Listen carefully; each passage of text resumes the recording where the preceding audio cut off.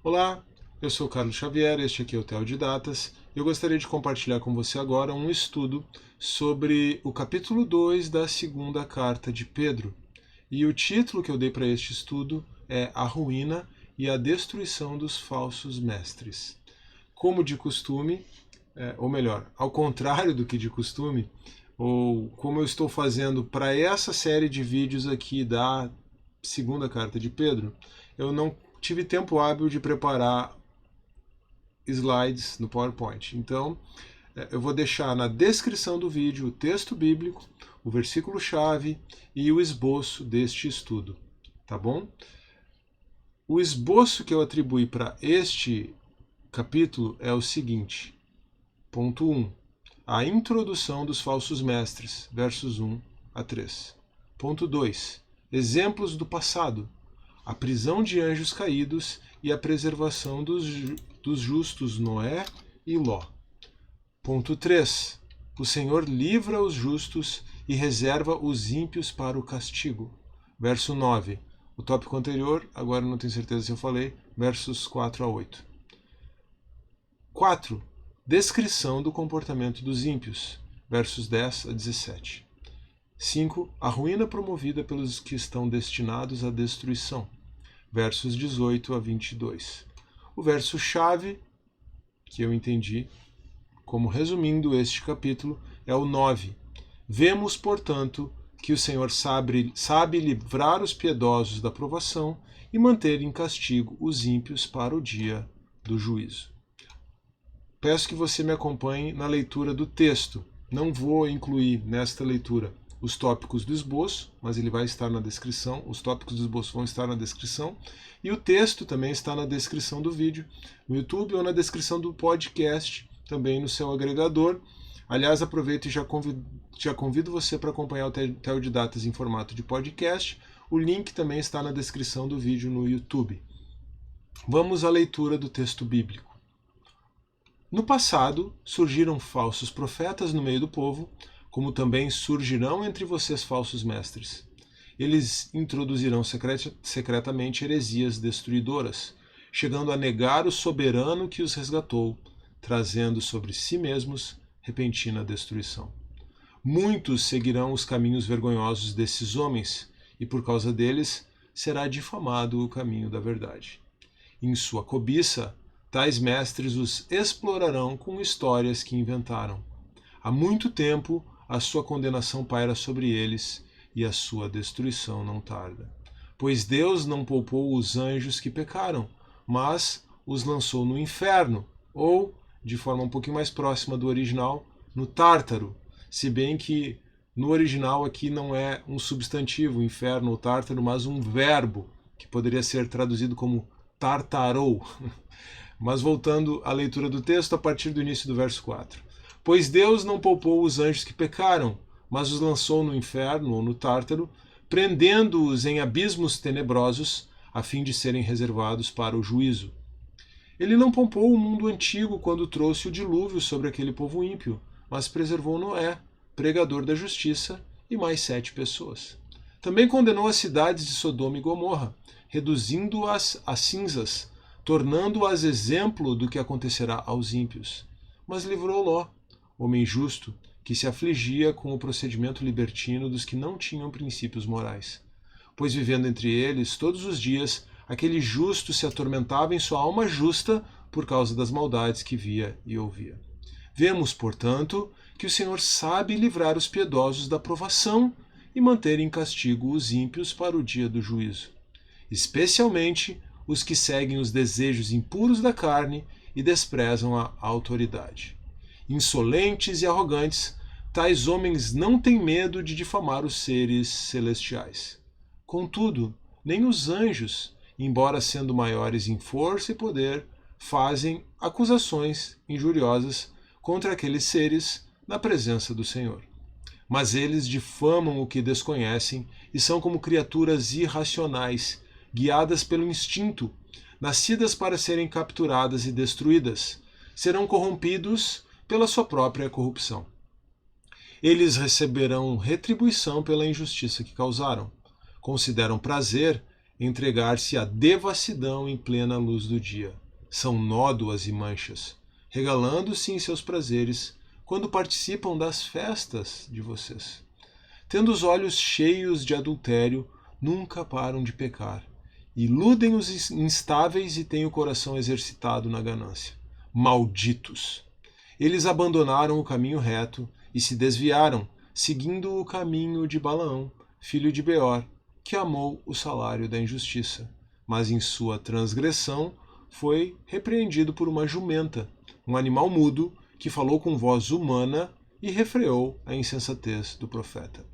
Esses homens são fontes sem água e névoas impelidas pela tempestade. A escuridão das trevas lhes está reservada, pois eles, com palavras de vaidosa arrogância e provocando os desejos libertinos da carne, seduzem os que estão quase conseguindo fugir daqueles que vivem no erro. Prometendo-lhes liberdade, eles mesmos são escravos da corrupção, pois o homem é escravo daquilo que o domina. Se, tendo escapado das contaminações do mundo por meio do conhecimento de nosso Senhor e Salvador Jesus Cristo, encontram-se novamente nelas enredados e por elas dominados, estão em pior estado do que no princípio. Teria sido melhor que não tivessem conhecido o caminho da justiça, do que, depois de o terem conhecido, voltarem as costas para o santo mandamento que lhes foi transmitido. Confirma-se neles que é verdadeiro o provérbio: o cão volta ao seu vômito, e ainda a porca lavada volta a revolver-se na lama.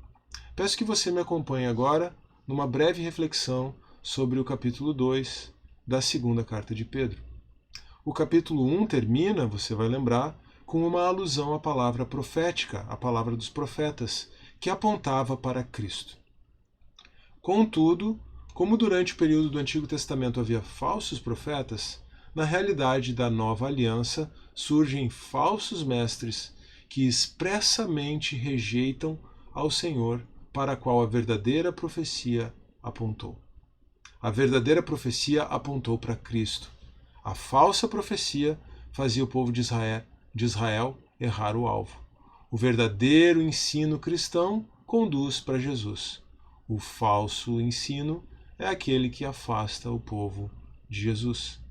Falsos mestres fazem isso não somente por suas palavras, mas de forma muito especial pela influência do seu comportamento. A constante alusão que Pedro faz à licenciosidade sexual, à imoralidade sexual, parece indicar que aqueles falsos mestres queriam manter os cristãos presos ao padrão de comportamento do Império Romano, como se o fato de conhecerem Jesus não promovesse qualquer mudança em suas vidas. Perceba como é importante isso aqui. Isso aqui é possivelmente a questão central do capítulo. Os falsos mestres não apenas traziam um ensino errado, mas eles influenciavam negativamente com o seu comportamento. E essa influência era voltada à imoralidade sexual, algo que era muito comum no Império Romano. Na verdade, estava ligada a todo o culto greco-romano. A prostituição cultual, a prostituição que acontecia nos templos, um comportamento sexual inadequado, ainda que houvesse casamentos estabelecidos de forma contratual e para manutenção da sociedade, e uma lei preservando e promovendo o casamento e a dignidade do casamento, havia uma conduta de imoralidade sexual impregnada, alastrada por todo o Império Romano, e em especial nos grandes centros em que o culto ao imperador era promovido e também toda a idolatria da religião greco-romana, do panteão greco-romano, era promovida. Nesse caso, então, essa influência sexual negativa dos falsos mestres fazia com que não se notasse diferença no comportamento dos cristãos para o comportamento da sociedade romana em geral, sem que se percebesse diferença entre o comportamento dos cristãos e o comportamento do restante da sociedade. Grave essa importante distinção aqui. Prosseguindo, os justos Aqueles que são justificados por Cristo e em Cristo são preservados pelo próprio Deus de toda aprovação. Contudo, os ímpios são destinados à destruição. Aqueles que promovem a ruína serão destruídos, segundo a própria ruína que promoveram. Essa é a essência dos exemplos que Pedro retira do passado. Tá bom? Se você quer entender a essência dessa porção deste capítulo, que tem alguns elementos um tanto difíceis, inclusive o Tártaro e os anjos que caíram, presos em cadeias, na escuridão, reservados para o dia do juízo, a essência dessa passagem, eu não vou entrar nesses pormenores aqui, até porque Pedro está lançando mão aqui de referência a uma literatura extra-canônica que era muito popular na época entre os judeus, mas ele não está afirmando necessariamente a canonicidade do relato, ele está apenas usando aquilo como um exemplo para afirmar o seu argumento. E a essência do seu argumento é exatamente que aqueles que promovem a ruína serão destruídos segundo a própria ruína que promoveram. Esses exemplos, então, especialmente o exemplo de Ló, nos lembram também que o justo não somente se mantém puro, mas se aflige diante da impiedade que o cerca. O juízo futuro de Deus não deve nos levar a sermos julgadores no presente. Discernindo o mal, nós devemos ter compaixão das almas, especialmente daqueles que são arrastados pelo erro. Proponho para encerrar uma pequena aplicação. O que na nossa vida não seria diferente se não conhecêssemos Jesus? Analise a sua vida e considere como você tem vivido e se pergunte se alguma coisa continuaria igual caso você não conhecesse Jesus. Será que isso não precisa então ser submetido ao senhorio de Cristo imediatamente? Eu agradeço a sua atenção até aqui.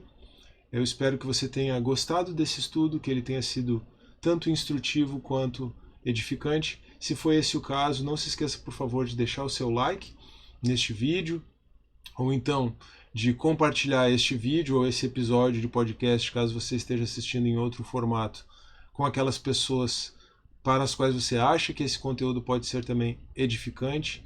Não se esqueça de deixar também o seu comentário, isso é muito importante, e de se inscrever no Teodidatas no YouTube, caso você ainda não seja inscrito.